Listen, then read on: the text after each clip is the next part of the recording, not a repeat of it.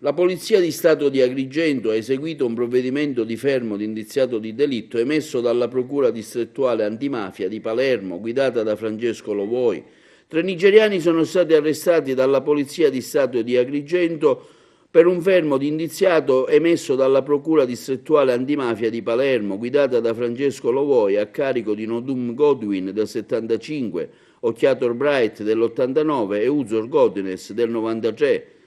sbarcati a Lampedusa lo scorso 16 aprile. La squadra mobile di Agrigento, diretta da Giovanni Minardi, ha eseguito il provvedimento nel quale a vario titolo si contestano ai 3 nigeriani gravissimi crimini quale associazione per delinquere finalizzata alla tratta e al traffico di esseri umani, sequestro di persona, scopo di estorsione, violenza sessuale, omicidio, favoreggiamento dell'immigrazione clandestina.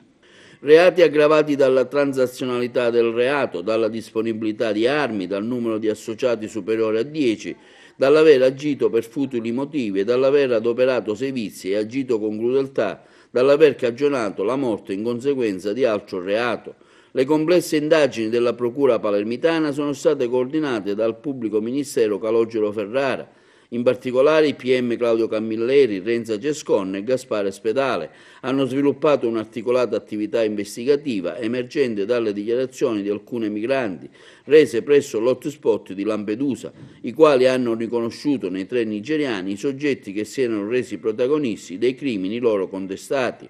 Il personale della squadra mobile, coordinata dal vice dirigente Vincenzo Di Piazza, ha sviluppato una certosina attività investigativa tra Lampedusa e Agrigento, riuscendo a raccogliere tra i migranti diverse testimonianze ritenute attendibili, concordanti e puntuali, secondo le quali i soggetti fermati sarebbero stati dei carcerieri presso un'ex base militare definita Casa Bianca, sita nei pressi di Sabra. Dopo le formalità di rito, i predetti sono stati associati presso la Casa Circondariale di Agrigento a disposizione dell'autorità giudiziaria. Stamani la conferenza stampa in questura.